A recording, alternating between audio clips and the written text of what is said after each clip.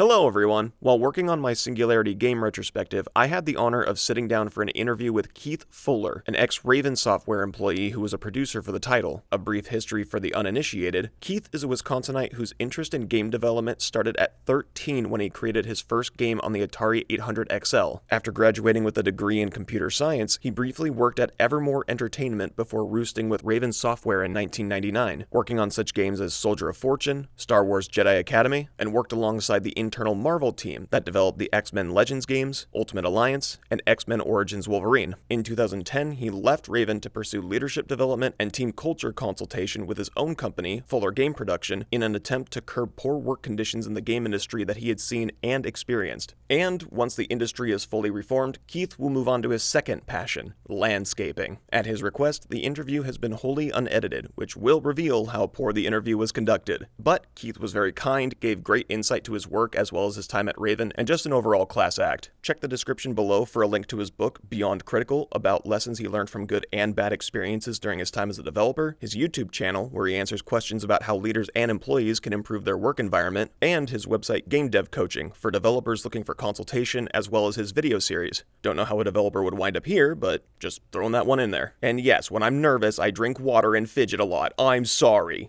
Enjoy. I guess I'll just start with, after 15 years in leadership and people operations consulting, are you any closer to your dream job of landscaping?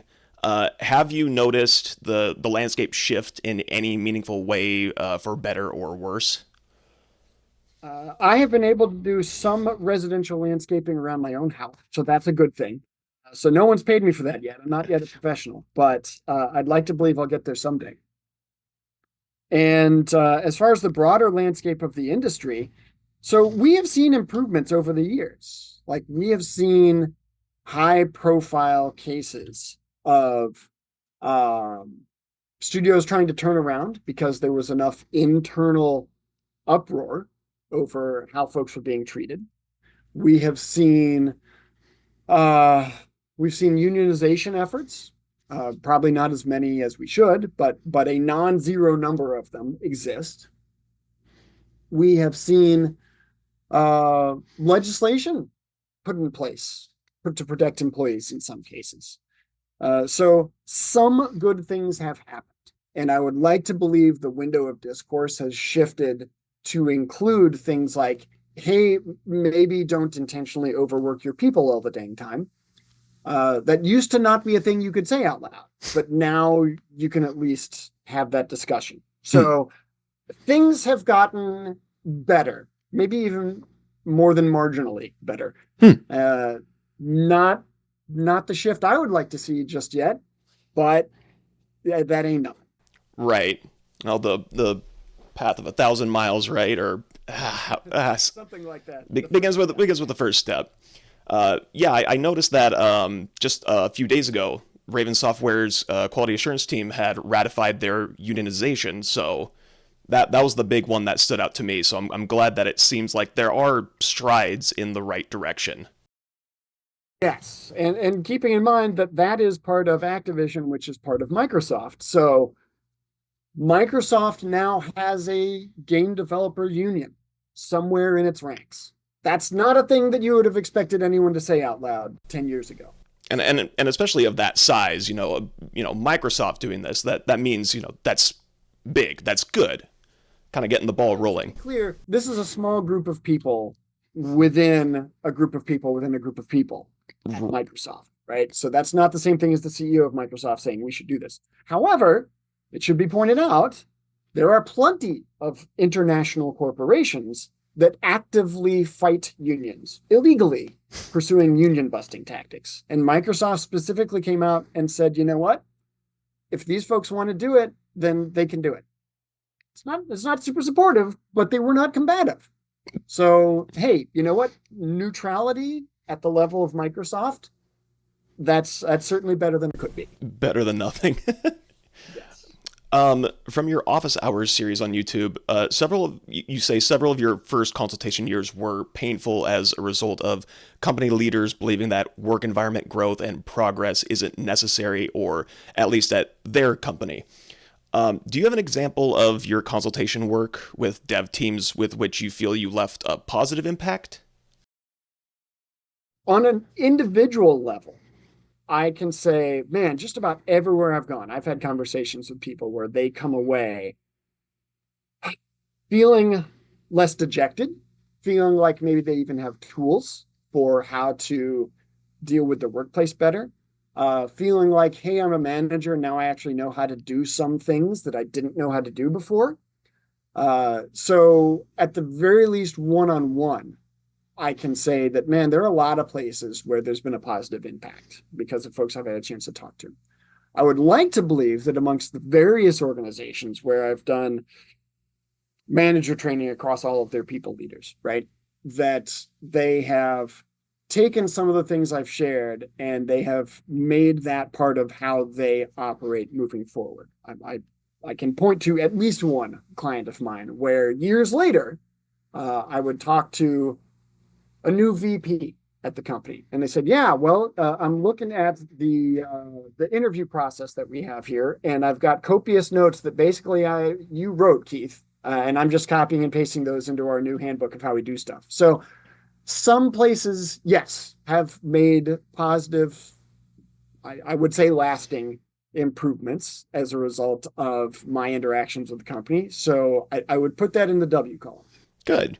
And I think even on an individual level, like being able to make ripples helps out I assume helps the company overall. Like, do you mentioned, that you were reaching out to companies for the first couple of years more so than people coming to you. Do you think that your more recent successes is a result of your individual benefits, help that created maybe a word of mouth to other companies that spread, like networking?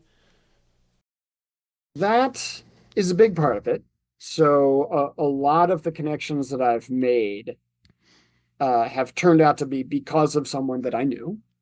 And I can point to at least one person where I worked with him at company A. He eventually moved to company B and invited me to come work with company B because of the success we'd had together when he was at company A. So some of those things have occurred over the years, which is encouraging. Sure. Yeah, just kind of a snowball effect. Like, hopefully. I mean, not a big snowball because you and I are not having this discussion aboard one of my many yachts, One of these days, right? but something, right? You've mentioned multiple times that entering the games industry may not currently be the best career move for someone interested, whether that's the mistreatment found in the AAA industry or the unreliability of steady work in the indie scene. It sounds like you've largely held this belief as recently as a year ago, but has that changed at all in the time since? Maybe leaning more into the indie game scene, or are you still pretty steadfast with that notion? In the past 3 years, if anything, I believe in that stance even more strongly. Really? And that is to say, hey, man, we're averaging something like 10,000 devs laid off a year for the past 3 years running. And the largest names have participated in this. So I would challenge anybody to point me to the corner of the industry that you could describe as being job secure. Like if you get a gig here and don't suck at it, you can be assured of employment. Like, just show me where that is, because I haven't seen it. I don't know where that is. So I still believe that if anybody is looking to get their first job in the games industry, my suggestion is either start off by being independently wealthy or find a boring and safe day job that will keep the lights on and keep food on your table, and start working either on your own or with somebody else, doing the nights and weekends thing. Spend your hobby time on it. Because, man, trying right out of university or whatever to get a job in the games industry that's going to pay you enough to live and give you the slightest bit of security, that was hard to find 10 years ago, and it's super crazy hard to find now. Sure. Yeah, so something you can do in your off time while you are financially secure elsewhere. Yeah. Yeah. You got to take care of yourself first. Absolutely. Um, are you like do you know much about Clair Obscur Expedition 33? I have seen it in the news a bunch of times, and that's about it. Got it. Just a turn-based RPG that has seen wild, vastly exceeding expectations success. From a small team. Apparently, the core team is 33, but had 400 people working from outsourcing or what have you. Um, what do you hope companies take away from this success of a smaller title like Clair Obscur? Because part of me hopes they realize that games don't need massive budgets, overworking developers, or microtransactions to sell a polished game within a director's vision. But the cynical part of me thinks they'll feel justified in shrinking teams or giving them a tighter budget to see a game through, regardless of the project scale. Well, uh, I would even go further than that and point to, was it Manor Legends or something like that that came out 1 or 2 years ago? Hmm. Uh, Basically, I mean, nothing is ever a one person game. Like that just doesn't exist. Arguably, you could go back like 40 years to like early Activision when it was founded, and Hmm. you say like David Crane made Pitfall, but nobody in the modern era is a solo developer. Everybody is standing on the shoulders of giants and working with somebody else. But this game was the closest that you could point to in the past 5 years of saying, well, this one guy pretty much made the game. Sold like hotcakes. I haven't heard from it in a long time, so it was probably just sort of a really spike in sales, and then it falls out of the public eye. But you can point to something like that and say, you're talking about small team. This was predominantly done by one person over several years, Hmm. right? So like that's your extreme case. Do those exist? Clearly, is it something that's going to make larger companies rethink how they operate? Probably not, for a number of reasons. I mean, everything comes down to it's the capitalism, right? Like that's the root of a lot of these discussions and the root of a lot of the problems. You have a lot of rich people who are heavily invested in the status quo. So it's going to be really difficult for you to convince them, regardless of how many counterexamples exist, to change their process. It is unlikely that Activision is going to go, wow, that's pretty impressive. Maybe we should not have like 3 studios worth of developers work on a Call of Duty every year. They're just not going to make that decision and change it. It's $1 billion every Christmas. Why would they change? So the counterexamples are great to see. It's positive. Like that's wonderful that we have things we can point to. Is it going to upend the process for the bigger names that you think of? Probably not anytime soon. I had a feeling that was the direction you were going with that. Unfortunate, but inevitable. Um, you've already talked at length about the disaster behind Singularity's development, and I don't want to go too much into it. The crunch that your team endured. Beyond Critical mentions smaller goals or milestones within larger projects as a motivational design strategy, which resulted in the name was just Justin in the book, but Justin's Dethex launcher from the game that was created as a 24-hour turnaround challenge. Um, was that the main design philosophy once your team had Singularity, or was it just whatever the day called for? That was one of the rarest examples of somebody having some time to do a cool thing, and it was cool enough and it was reliable enough that we could put it in a shipping product. There just are not that many examples that you can point to Mm. when you're talking about big budget game development. It's just not worth taking a risk on something like that. But that particular weapon, and we had maybe 2 scenarios in the game where you could actually use that to its full effect, and it was cool. Um, but in general, that's just not something that you get a chance to do. It's it's just it's unreliable to say, all right, everybody take some time to do something cool. Again, are there counterexamples? Sure. You may have heard of the game Fortnite. That existed because Epic Games did a thing where they said, hey, just take some time and everybody do something cool. And they came up with something that is now a, I don't know, bajillion-dollar juggernaut. So does it happen? Sure. But it's so stinking unreliable to give people creative liberty and just say, hey, go nuts, try a thing. Mm-hmm. So you just don't see a lot of that happen. Yeah, I imagined the squeeze for the team left very little to want to do something independent, like within the project. So I understand why that wouldn't be a prevailing development strategy. To be clear, the way that came about was, so it goes back to, it was actually a thing that started, I think, at Atlassian, so the company that makes Jira and various other products that people use in games and elsewhere. They had a thing where they called Freedom Fridays and let people do whatever they want on a Friday. And then Google adopted it, and then it was in the news, right?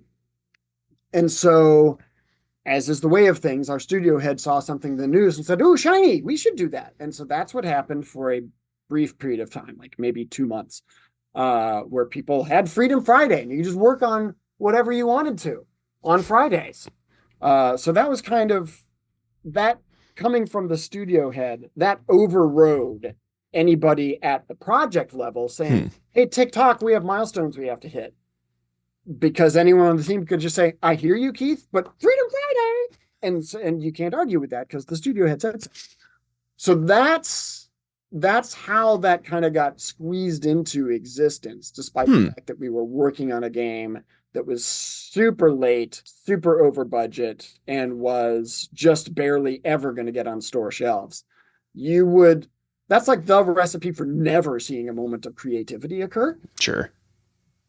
But because the studio head said Freedom Fridays are a thing, it managed to come into existence. So that was just the most bizarre, perfect storm, except in a good way. Ingredients that you are unlikely to ever reproduce. Sure.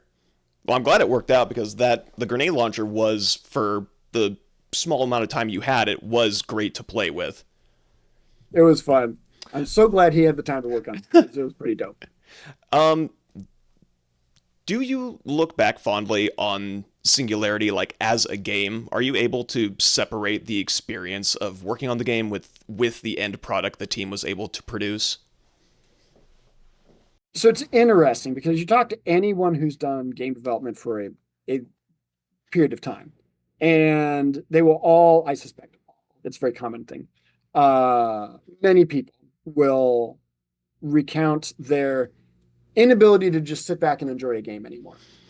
Because they know what it takes to go, oh, I know why you put the cutscene there. I know why this triggered that. I know why you have to close the door before the waterfall turns on. Like, everybody knows these things once they make games. They have worked inside the sausage factory long enough that they know how that works. And so it makes it more difficult to just sit back and suspend your disbelief and just enjoy the experience. That having been said, there's absolutely the case that people will look back on the game and say, man, we made something fun. That was just like, you don't get hung up on here's how much time it took and here's how many people we had to pull in to augment our team to make it out the door, and like here's all the problems we had with marketing dates and whatever. Like that kind of can fade into history when it's enough of a good game that you look back and go, man, I'm glad we made that. And I'm very fortunate to have worked on several games like that. We were called the Marvel team for a while because we just kept working on Marvel licensed products. And we made the 3 X-Men Legends games, and we made Wolverine Origin. And all of that, all those turned out to be games that we thought were so fun. And we were so proud of them, and we would probably pick up and play again today. Yeah, I've certainly gotten that vibe from you from watching interviews, that you just have a particular fondness for those years with the Marvel team and the people that you worked with, being able to work with, the same engines, so you can constantly improve and tweak the formula. And it's just, I feel that makes the best work environment. It's a great gig when you can get it. Um, do you think that improving public perception of a game's development would help on the developer and upper management side of things? Would a more transparent update window help to inform the masses and keep hype down for the executives who see online discussion? And the short answer is no. The slightly more nuanced answer is there is a lot more updating of the public around games now than there was 15 years ago. Mm-hmm. Mainly because, a while back, we introduced this concept of DLC. Yeah, you bought the game, but guess what? It's been 6 months. Here's another little bit of stuff. Here's another chapter we added to the book. And that was sort of the beginning of it.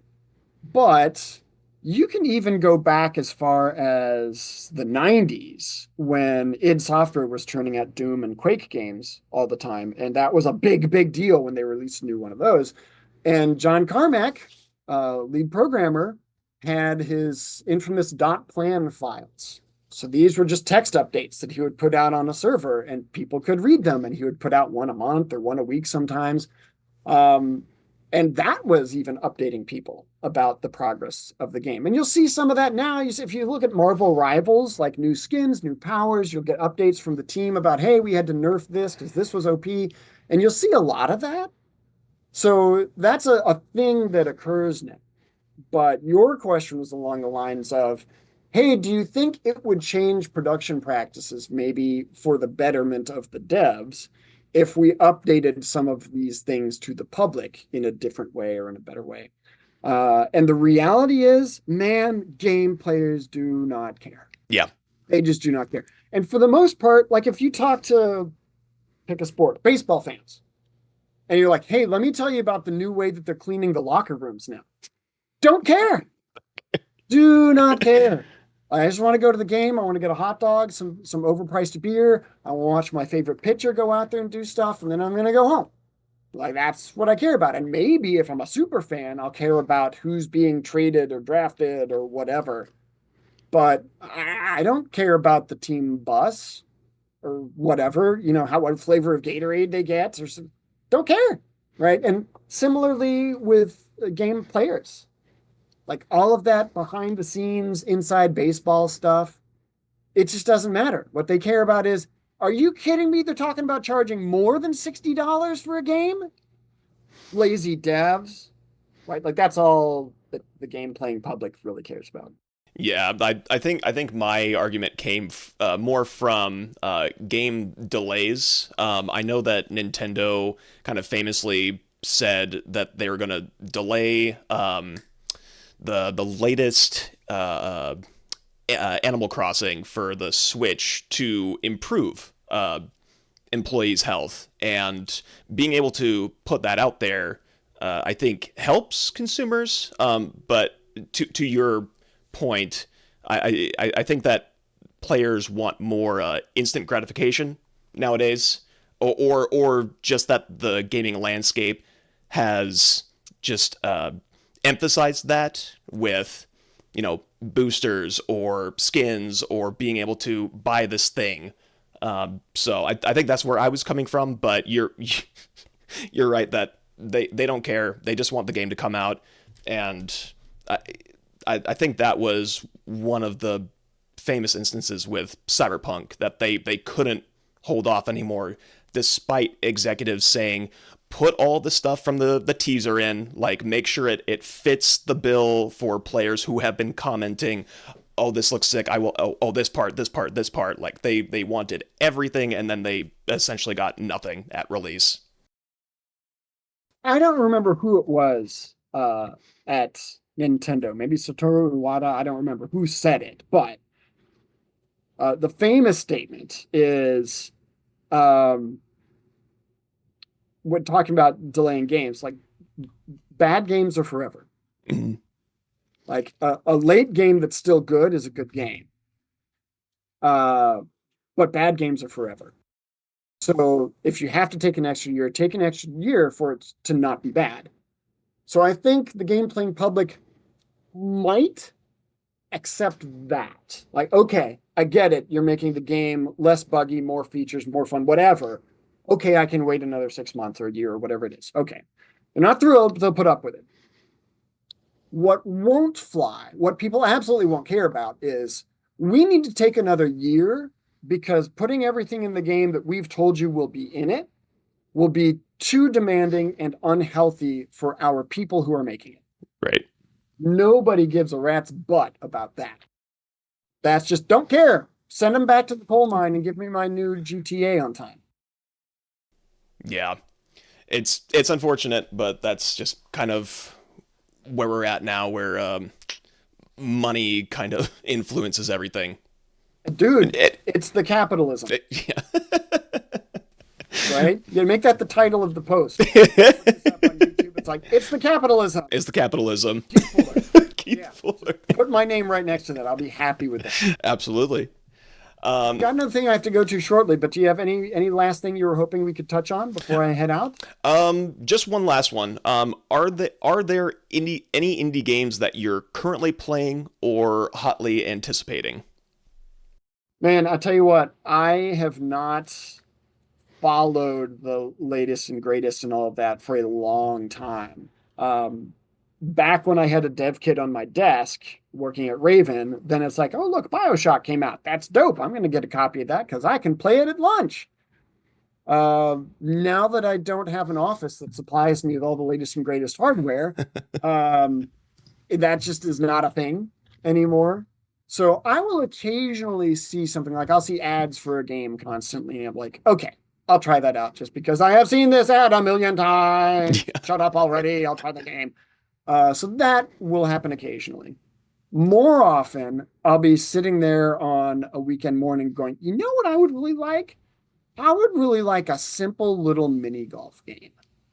Because I have 20 minutes that I would just like to be sitting here in a quiet house being largely brain dead. And I think a mini golf game would be awesome. And I'll go find one and play it. And I don't care who made it. I don't know how old it is. It's a mini golf game, so I'm playing it now. That happens more often than not, than anything else, I would say. And sometimes you need those simple games to just kick back and relax with what little downtime you have.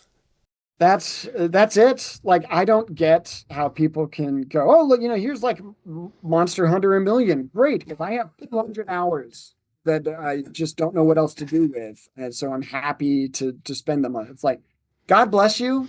You know what? If that's your life, maybe that was mine at some point, but that's not where I am anymore. I'm in a different season. So you go do that, and I'm going to go play mini golf for 20 minutes. And nothing wrong with that. Well, Keith, I want to thank you very much for stopping by and answering some questions. I appreciate it. I hope Fuller Game Production has been, success or being able to continue it, and I hope you're able to keep doing the good work that you have been. So, thank you very much. Yeah, it's my pleasure, and I certainly hope the next time we talk, it's on one of my many yachts. And I'll also tell you this. So, I mean, you kind of led with this at the beginning. Hey, I'm sorry for the barrage of emails. Listen, there have been people over the years, not many because who am I, but who have approached me for similar projects. And they've gotten as far as, we were looking up this game and saw your name in the credits. They don't know who I am, and do I still work there? Like, they don't know any of that. Mm-hmm. And then just like, here's a name, and we found him on Twitter or something. I was impressed, and this is mainly the reason we're talking now. I was impressed by the level of effort you clearly put into finding out who I am and what I've done. The fact that you could say, okay, well, I know you worked on at Raven on this and this and this. I know that you do consulting now. I know you've written a book. I know you have a website. I've looked at it. Like, all of these things are steps above what other folks do. So I say that as a measure of encouragement, because if this is something that you want to do on the regular, you're already doing a better job than a lot of people. Well, I greatly appreciate that. That really means a lot coming from you. You got it, man. Well, I hope that you get all the other interviews that you desire. And thanks for making the time. This has been fun to talk about this stuff. And me as well, Keith. Thank you very much. You got it, man. Have a great rest of your day. You as well. Take care.